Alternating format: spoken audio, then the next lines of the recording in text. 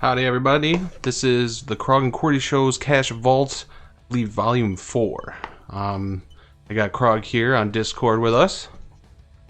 Hello, everybody. Hello, Kroggle, and I am Qwerty. Alright, so we have a couple questions today for each other. So I guess I went first last time, so we're going to let Krog go first with his question, and then after our questions, we have a question for everyone to answer. Yes. And if you guys have liked what you've seen so far, please leave a comment, even if you don't sub, but please sub too. It helps us to know we're doing the right thing. But leave some comments, let us know what you do like, what you don't like, and what we're doing, or what you might like to see. Alright, Krog, go ahead. Fire away. Alright, Qwerty. The top 2 times you had difficulty with a boss. A boss. A boss? Cut out there a little bit. It was like a bot. Okay. Oh, a boss. Alright, so... Difficulty with boss. Right, when you asked me before, you said my top 2 bosses that gave me the most trouble, so... It's a similar question. So... Yeah, is it really hard, actually, because, like, actually remembering all the bosses and how much difficulty I actually had compared to them all would be impossible. I would need footage from all that. So, I just picked 2. My first one is, it is a boss, but it's not. It's Command & Conquer's Tiberium Wars on the brutal difficulty level. Now, the reason I wanted to put this in there is... Actually, I think this is probably the hardest one. But it's just... Mine aren't really in order, I guess. There's only 2 of them. But what it is, on brutal, I don't know if anyone's ever played that, you can't beat it. Like, normally other ones, you can... Once you get better at the game, you can beat them. Like, you watch, like, the replay, and they're doing, like, 50 things a second. It's just insane. Like, doing StarCraft 2, it wasn't like... It was possible, you know, to beat the hardest difficulty.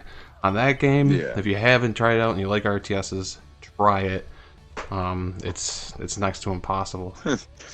It's infuriating. I think I've seen 1 or 2 videos where one said he did it, but he didn't. Or I don't know what happened. And the other guy beat it, but it was like... I don't even know how he got them to forfeit. Because they had way more buildings and shit than him. Just, I don't know, there was something he did that just made them quit. I don't know. So, yeah, that was... Hack the boss. It's a tough game. So, that gave me the most trouble because I spent months trying to beat that kind of a boss, right? Maybe? Gotcha. Maybe I'm copying out like Krog does. Okay, so next is... I mean, I was going through a bunch, and then I just thought of this one because I have a really cool, like, side note to it. So, the Emerald weapon in Final Fantasy VII. If you don't know, they had all different weapons where if you beat those guys, you would be able to get one of the ultimate weapons, which was part of our last segment, or 2 segments ago, where I was talking about the arsenal of Cloud's weapons. To get, like, the top ones, you had to do these missions, and they were, like, little... almost like Easter eggs, kind of, in the beginning anyways, till people understood what they were and how to do them. The thing with the Emerald Weapon, I found a way on the original PlayStation 1s that if you had regen, whatever you want to call it, where you just get life over time, all you would have to do is you'd, like, hit you with an attack, and then you know, hit regen, and then you would open the lid of the PlayStation.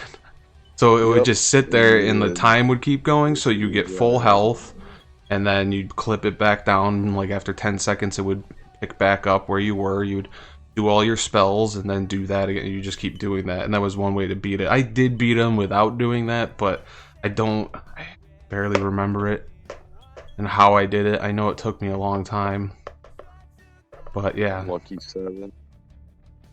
Yeah, I want to get away from the Final Fantasy VII because it's such a good game. Like the boss fights in it, especially the end boss fights and stuff, just amazing. Yeah. But I'll try and think of some more clever stuff as we go. All right, so there was my question. Now I have one for you, Kroggle. All right.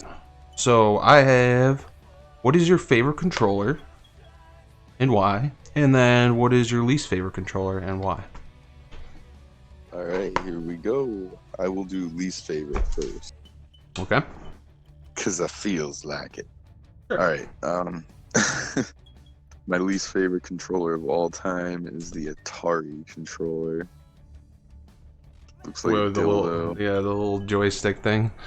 Yeah, It has one button. It's just so early. But yeah, I mean, if you looked at the design of anything in that day and age, it's so bad. Like, I mean, even like TVs, how they looked, or like, I don't know what else. There's other stuff in that era. Just they just the looked whole really function chintzy. of that controller was awful, and those things broke all the time. Yeah, that was true. They were just awful. They were just crap. I could see that. Worst controller ever. I could see. They were a good chew toy. Chew toy. Yeah. All right. So, what's your top gun? My favorite controller ever would have to be the Duke, because I have big hands, and the Duke. Yeah, the Duke is the only controller that like fits my hands perfectly. Please extrapolate. Does that work there? Well, like, for instance, my PlayStation 4 controller, I have like these grips that make it bigger and stuff. What I kind of meant was, what is the Duke? A lot of people aren't going to know what you're talking about. Oh, the Duke, it's the original Xbox controller. Right. The bigger one. They have a smaller version, like, it's more like the one they use now. The Duke was the big. Yeah. Actually, I have one, so. That was the Explain more, I'll go grab it real quick. Hold on. Yeah. Oh, yeah, we have one. Grab the small one, too. We have both of them. Oh. But yeah. Sorry, the screen probably got all funky there. Original controller that was released. Then they had to release a smaller one because the big kids Duke couldn't handle it. Whatever one of the newer ones. I got one of the newer ones here somewhere. If I can find it. I have a big span. Oh, I can't find it. But yeah, you can tell, like, compared to my hand, you know, pretty big. Pretty big. So it's like, there's a lot of space in between. Like your thumbs can't even really touch unless you got long fingers like me. But yeah, that's the Duke. I just wanted to explain that a little more because people would be like, what the hell is that? Not everyone was like a, you know, Xbox fanboy back when it came out. Alrighty. Yeah. So there we go. That's answered. And now we got a question for everyone. Alright, so switching up a little bit here, we're going to say, what game would you never play in front of your mom? Or with your mom, or whatever. So, do you want to go first, Krog? Sure. Okay. Leisure Suit Larry. Leisure Suit Larry. That's I did. Pretty much, yeah. I did think of that one, but I feel like it's so pretty old much and dated everything that you do. I think I've played it though. Like our mom probably just wouldn't get it. She probably wouldn't understand. Yeah, like, but what... there's certain things in the game too that you just. Yeah, I was thinking like everything in that game. Period. Right. I was thinking along the same lines, and basically, I actually cited a company that creates these, and it's something similar to Leisure Suit Larry, just like newer, but it's like those anime, like dating, or like whatever it is, and you got like girls spread open and stuff, and it's just really awkward situations where it's like, why does this have to be? And then they put it in the game.